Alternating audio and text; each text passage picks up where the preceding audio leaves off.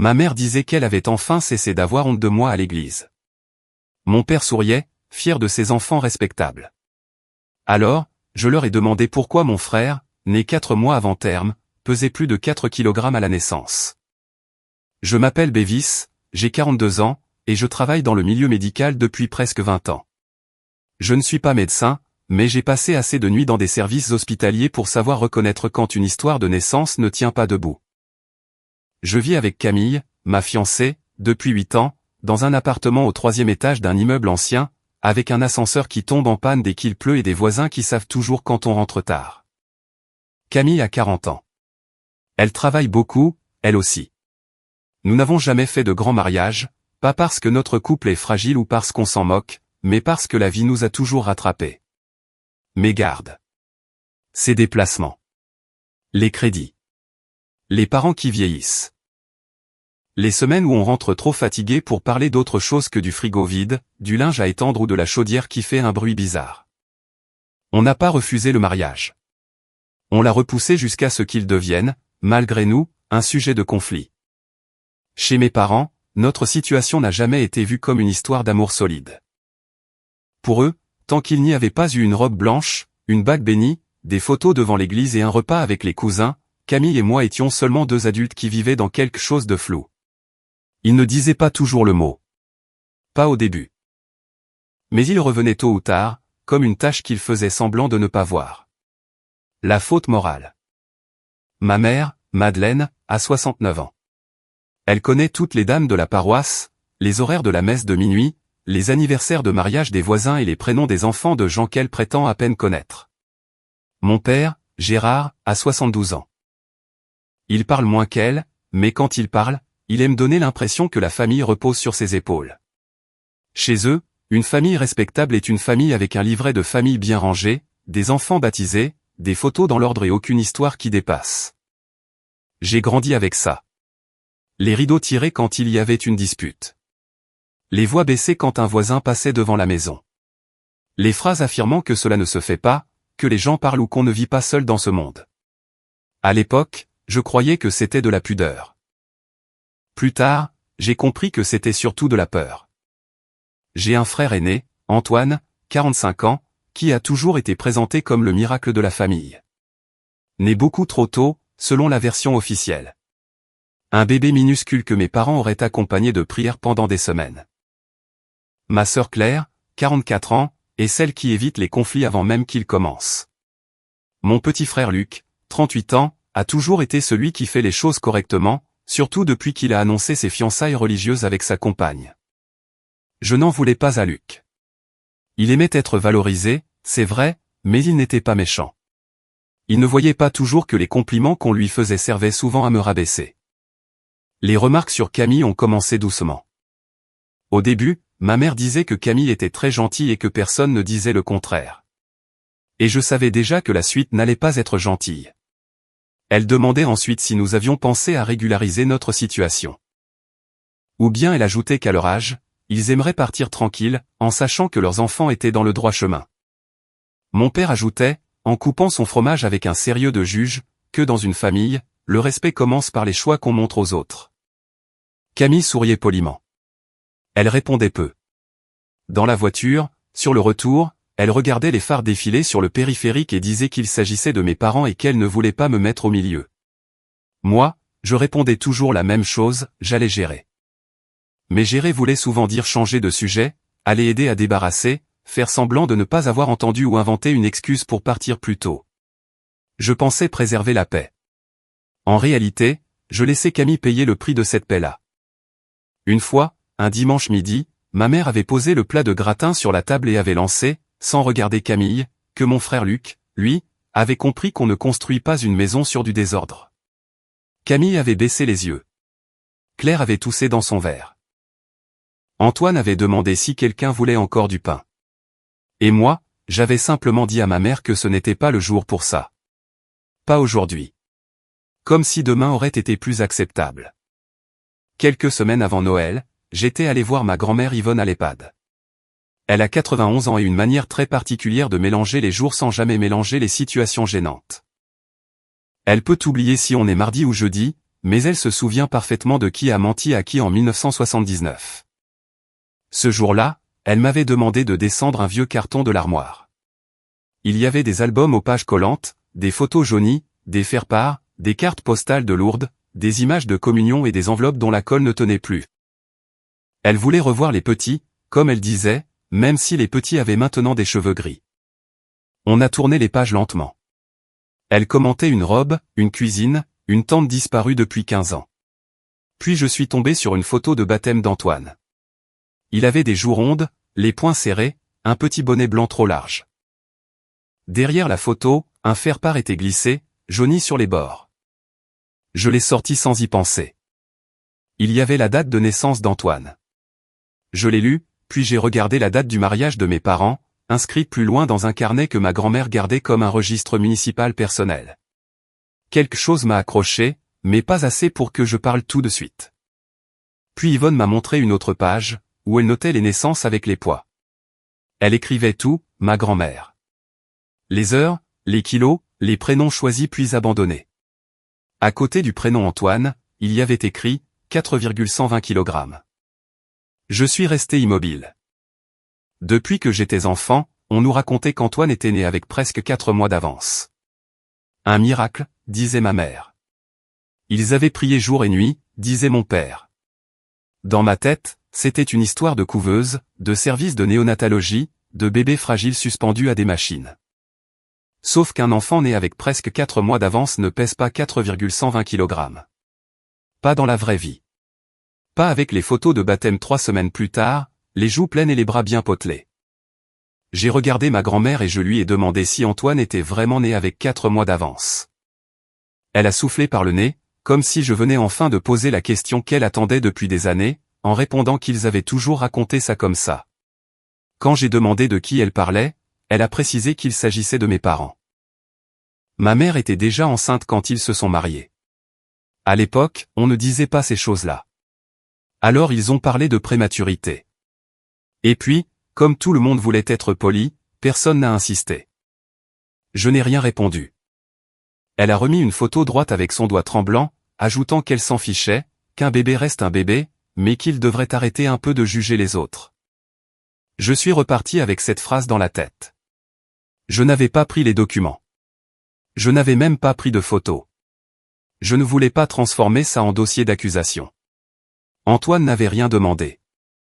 Ma mère avait été jeune. Mon père aussi. Une grossesse avant le mariage, pour moi, ce n'était pas un problème grave.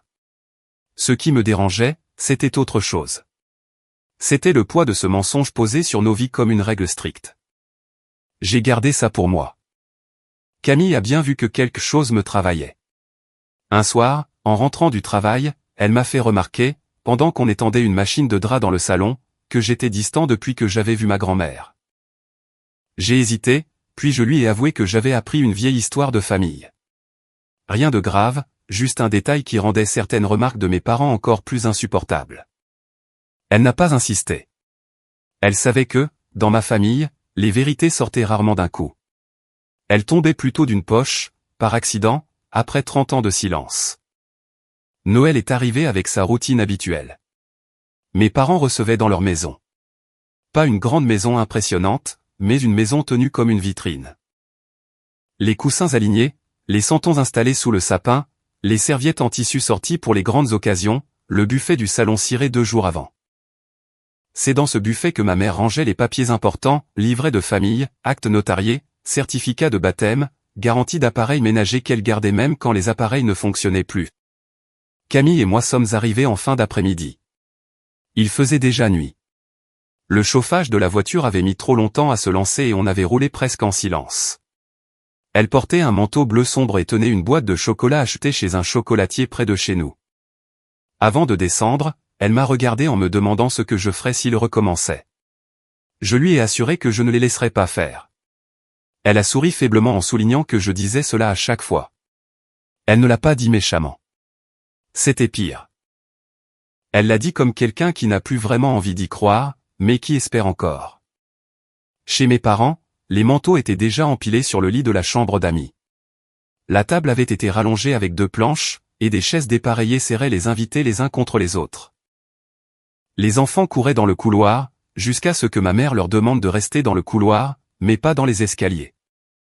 La dinde, ou plutôt le chapon comme tenait à le préciser ma mère, attendait dans la cuisine. Il sentait bon, mais je savais déjà qu'il serait un peu sec, parce que chez nous, les repas commençaient toujours en retard à force de vouloir attendre la bonne photo, le bon apéritif, le bon moment. Des voisins de la paroisse sont passés déposer une bûche maison avant de rejoindre leurs propres enfants.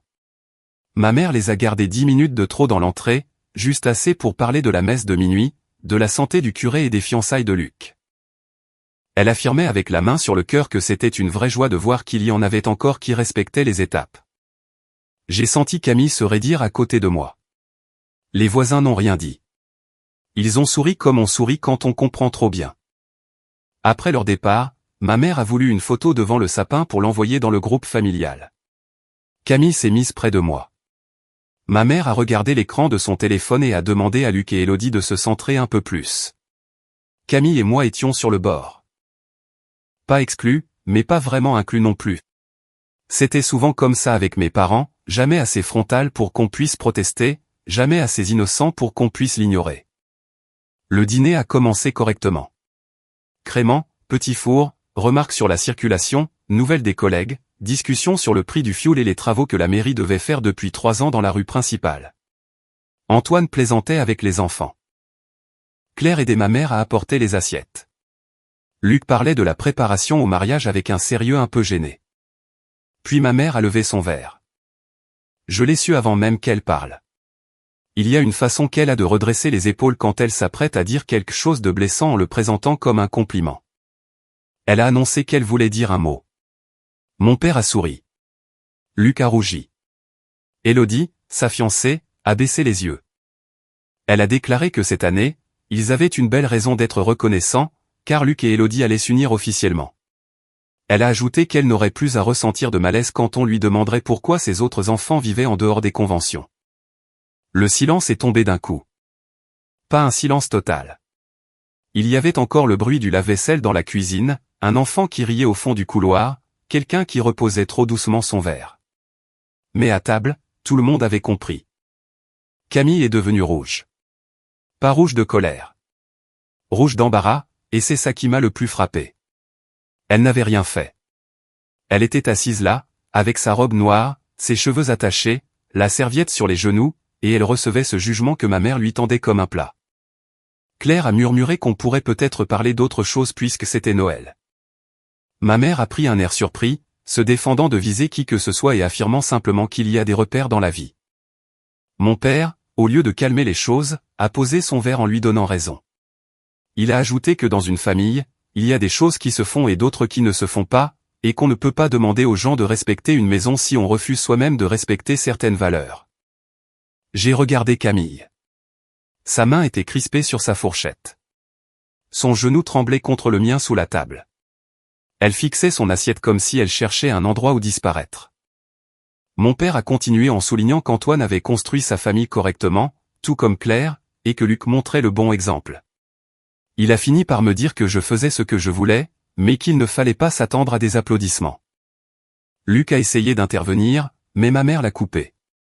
Elle a repris en disant que Camille était charmante, mais qu'une personne devait aussi penser à l'image qu'elle renvoie. Selon elle, à force de vivre sans suivre les règles, on finissait par donner un mauvais exemple aux plus jeunes. Cette phrase-là m'a fait plus mal que les autres. Parce qu'elle ne disait pas directement des choses méchantes. Elle faisait pire. Elle enveloppait son jugement dans une politesse glaciale, comme si elle regrettait d'avoir à faire ce constat.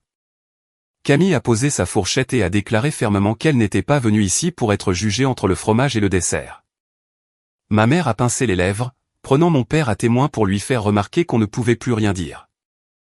Et là, quelque chose s'est déplacé en moi. Pas une explosion. Pas une envie de crier. Plutôt un verrou qui lâche. Pendant des années, je m'étais dit que répondre aggraverait tout. Que mes parents étaient âgés. Qu'ils avaient leur propre éducation. Que Camille comprenait. Que ce n'était qu'un repas à passer. Mais en regardant son visage fermé, j'ai compris que si je me taisais encore, je ne protégeais personne. Je devenais complice. J'ai essuyé ma bouche avec ma serviette et j'ai pris la parole calmement. J'ai expliqué qu'à l'hôpital, J'avais vu de vrais grands prématurés. Personne n'a compris tout de suite. Mon père m'a regardé comme si je changeais de sujet pour provoquer. J'ai continué en décrivant des bébés nés beaucoup trop tôt, des parents qui comptent les jours et les semaines derrière une vitre, des poids très bas, des poumons fragiles et des mois où chaque gramme compte. J'ai précisé qu'un vrai grand prématuré n'est pas une simple anecdote de famille. Antoine a froncé les sourcils. Ma mère a pâli avant même que je prononce son prénom. C'est là que j'ai compris qu'elle savait exactement où j'allais. J'ai posé ma fourchette et j'ai demandé à mes parents si on pouvait revoir l'album de naissance d'Antoine. Le silence est devenu plus épais. Mon père a répondu que ce n'était pas le moment. Je lui ai fait remarquer que c'était pourtant le moment de parler de morale et de respectabilité devant ma fiancée. Camille a tourné la tête vers moi. Je n'ai pas haussé la voix. Je n'en avais pas besoin. Antoine, confus, a demandé de quel album je parlais. Claire a murmuré mon prénom avec un regard inquiet. Je l'ai regardée brièvement. Elle avait l'expression de quelqu'un qui voit une fissure dans un mur et qui sait qu'elle était là depuis longtemps. J'ai repris en leur rappelant qu'ils avaient toujours affirmé qu'Antoine était né avec presque 4 mois d'avance. Ma mère a serré son verre en disant que les souvenirs se mélangent après toutes ces années. J'ai insisté sur le fait que ce souvenir-là avait été répété toute notre enfance, l'histoire d'Antoine le miracle, le bébé né presque 4 mois trop tôt pour lequel ils avaient tant espéré. Mon père a posé sa main à plat sur la table et m'a ordonné d'arrêter mon discours. J'ai expliqué que je posais la question par pur intérêt professionnel, car un bébé né avec presque 4 mois d'avance et pesant 4,120 kg, c'est très rare. Presque impossible, en réalité. Antoine a blêmi en répétant ce poids avec étonnement. Ma mère a soufflé que les choses ne s'étaient pas passées ainsi. J'ai alors rappelé que le livret de famille était dans le buffet, avec les papiers importants et l'album aux pages collantes. J'ai proposé de vérifier les dates de mariage et de naissance, ainsi que le poids indiqué sur le faire-part. Personne n'a bougé. Un des enfants a ri dans le couloir, puis une porte a claqué. Dans le salon, le sapin clignotait avec ses guirlandes trop rapides. À table, on aurait entendu une miette tomber. Mon père a murmuré que je n'allais pas faire ça ici. Je lui ai demandé ce qu'il craignait, s'il s'agissait juste de lire des dates. Ma mère avait les yeux brillants. Pas seulement de gêne, mais de colère aussi. Elle m'a accusé de vouloir ternir l'image de mes parents le soir de Noël. J'ai senti Camille bouger à côté de moi, comme si elle voulait me retenir, ou peut-être me dire qu'elle était là. Je n'ai pas sorti de documents. Je n'ai pas fouillé dans le buffet. Je n'avais pas besoin de transformer Antoine en preuve. J'ai dit simplement que je ne leur reprochais pas leur passé. Je ne leur en voulais pas d'avoir été jeune, amoureux ou inquiet du regard des autres. Ce n'était pas mon problème, et ce n'était pas un drame pour moi. Ma voix tremblait un peu, mais je suis resté droit. J'ai ajouté que ce que je leur reprochais, c'était d'avoir passé plus de 40 ans à arranger leur histoire pour se donner une apparence parfaite, puis d'utiliser cette image inventée pour juger la vie des autres. Je leur reprochais d'avoir utilisé un secret comme une arme contre Camille. Mon père a serré les dents en m'affirmant que dans cette maison, je leur devais le respect. J'ai répondu que Camille le méritait aussi, et que pourtant, ils venaient de la traiter d'une manière inacceptable devant leurs enfants, leurs petits-enfants et leurs invités. Ma mère a chuchoté qu'il voulait seulement m'aider à faire les bons choix. J'ai eu un rire bref, sans joie. Je leur ai fait remarquer qu'ils voulaient simplement garder le contrôle, et qu'ils ne parlaient de valeurs familiales que lorsque cela leur donnait le beau rôle. Luc regardait son assiette. Claire avait les mains jointes devant elle. Antoine ne quittait plus ma mère des yeux. Il n'y a pas eu de grande révélation théâtrale. Personne n'a ouvert le buffet. Personne n'a brandi le livret de famille au-dessus de la dinde. Mais tout le monde avait compris. Surtout mes parents. Et parfois, la vérité n'a pas besoin d'être étalée sur la table pour instaurer un profond malaise. La fin du repas a été glaciale. Ma mère s'est levée pour chercher la bûche du pâtissier, celle qu'elle avait commandée 3 semaines avant et dont elle parlait depuis le début du mois. Elle l'a posée sur la table en précisant que c'était framboise pistache et qu'il fallait la manger tout de suite. Personne n'a fait de commentaires. Mon père a coupé des parts trop grandes. Claire a dit aux enfants de jouer doucement, sans courir. Antoine a refusé du café. Luc a essayé de lancer une discussion sur la météo du lendemain, qui s'est arrêtée très vite. Camille n'a presque rien mangé. Moi non plus. Après le dessert, quand les enfants commençaient à s'endormir sur les manteaux dans la chambre d'amis, ma mère m'a demandé de venir dans la cuisine. Mon père était déjà là, debout près de l'évier, les bras croisés. La porte était presque fermée. On entendait les voix étouffées du salon, les assiettes qu'on empilait, le robinet qui goûtait. Ma mère a parlé la première, m'accusant de les avoir rabaissés dans leur propre maison. Mon père a ajouté que le soir de Noël et devant tout le monde, j'avais manqué de respect à leur foyer. Je les ai regardés tous les deux. Ils semblaient plus fatigués, mais pas plus ouverts à la discussion. Surtout vexés d'avoir perdu la place de ceux qui jugent. Je leur ai répondu qu'ils avaient humilié Camille dans cette même maison, devant la famille et des invités qui n'avaient rien demandé. La différence, c'est que moi, je n'avais rien inventé. Ma mère a serré son torchon entre ses mains en murmurant que je ne pouvais pas comprendre ce que c'était d'être jugé par les autres. Je lui ai assuré que je comprenais très bien, car je l'avais vu sur le visage de Camille pendant des années, à la différence qu'il lui avait imposé ce fardeau volontairement. Mon père a baissé la voix pour me dire que j'allais trop loin. Je lui ai répondu que j'aurais dû mettre des limites bien avant. Il y a eu un silence. Dans le salon, quelqu'un riait trop fort, sûrement pour dissiper le malaise. J'ai repris fermement. J'ai établi une règle simple, s'il faisait à nouveau la moindre remarque sur notre mode de vie, nos choix ou leur prétendue valeur pour nous rabaisser, je remettrai les dates sur la table. À chaque fois. Ma mère, choquée, m'a demandé si je les menaçais. J'ai clarifié que je posais simplement une limite. Je ne coupais pas les ponts, mais je fermais la porte aux humiliations. Mon père m'a fixé longtemps, me demandant si je pensais vraiment que Camille justifiait tout ce conflit. Cette phrase-là aurait pu me faire perdre mon calme. Elle l'a presque fait. J'ai senti mes mains se fermer. Puis j'ai pensé à Camille, seule dans le salon, à sourire peut-être par politesse à quelqu'un qui n'osait pas la regarder. J'ai répondu que oui, et que le simple fait qu'il pose la question expliquait exactement pourquoi j'avais dû intervenir. Je suis sorti de la cuisine avant qu'il puisse répondre. Camille m'attendait près de l'entrée, son manteau déjà sur le bras. Elle avait les yeux rouges, mais elle ne pleurait pas. Pas encore. Antoine m'a rejoint pendant que je mettais mes chaussures pour me demander si je savais cela depuis longtemps. Je l'ai regardé. Il avait l'air perdu, mais pas en colère. C'était important pour moi qu'il comprenne. Je lui ai expliqué que je l'avais découvert quelques semaines auparavant et que cela n'avait rien à voir avec lui, car il n'était pas responsable des choix de nos parents. Il a hoché la tête lentement et m'a dit qu'il voulait voir les papiers. Je lui ai conseillé de leur demander ou d'aller voir notre grand-mère, qui gardait encore les documents. Claire s'est approchée à son tour. Elle m'a embrassé rapidement sur la joue, comme si elle avait peur qu'on la voie prendre parti. Elle a avoué qu'elle n'avait pas aimé la scène. J'ai répondu que moi non plus. En regardant vers le salon, elle a ajouté qu'elle comprenait ma réaction. Sur le trajet du retour, Camille est restée silencieuse pendant plusieurs minutes. La route était presque vide. Le chauffage soufflait trop fort et de la buée se formait quand même sur le pare-brise. Je conduisais prudemment, parce que j'avais l'impression que mon corps avait tenu toute la soirée par pure volonté et qu'il pouvait lâcher d'un coup. Au bout d'un moment, Camille a tourné la tête vers la vitre. Elle m'a confié qu'elle pouvait supporter beaucoup de choses, mais pas d'être rabaissée en permanence. Je lui ai assuré que j'en avais conscience. Elle a répondu doucement qu'elle pensait que je ne l'avais vraiment compris que ce soir-là.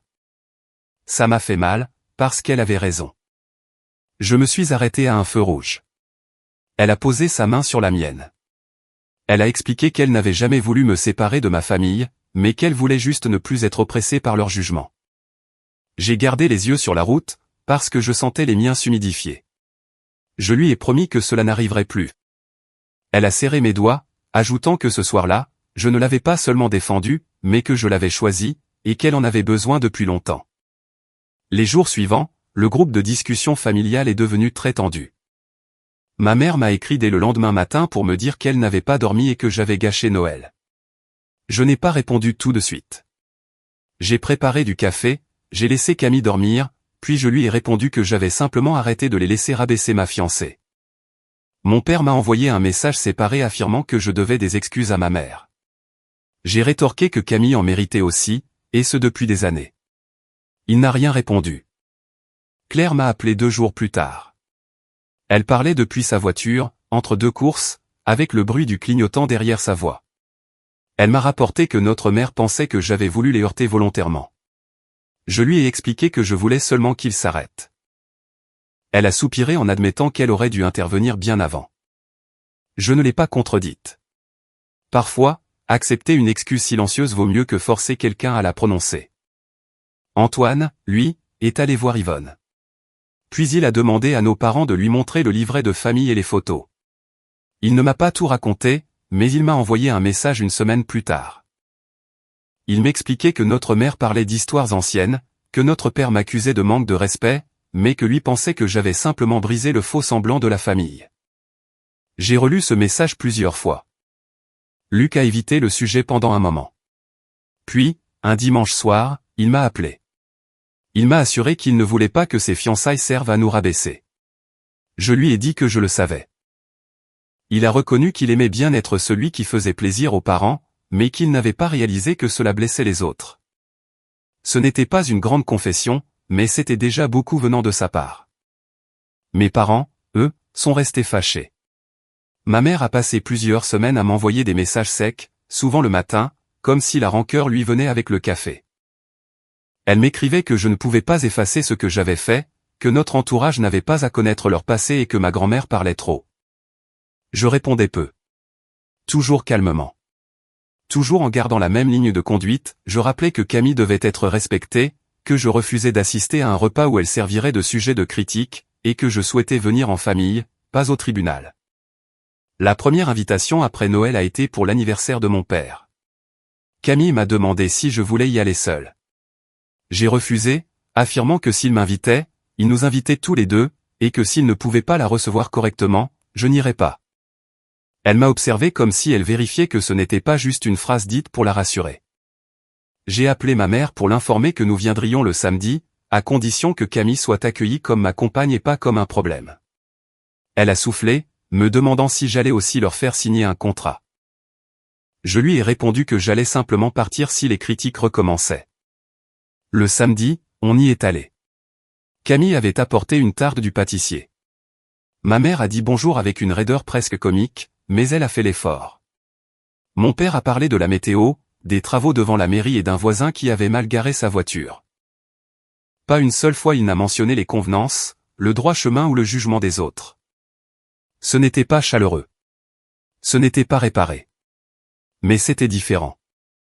Au fil des mois, mes parents ont appris une nouvelle prudence. Pas de miracle. Pas de grandes excuses autour d'un café. Ma mère n'a jamais admis qu'elle avait eu tort. Mon père n'a jamais reconnu qu'il avait utilisé la morale comme une arme.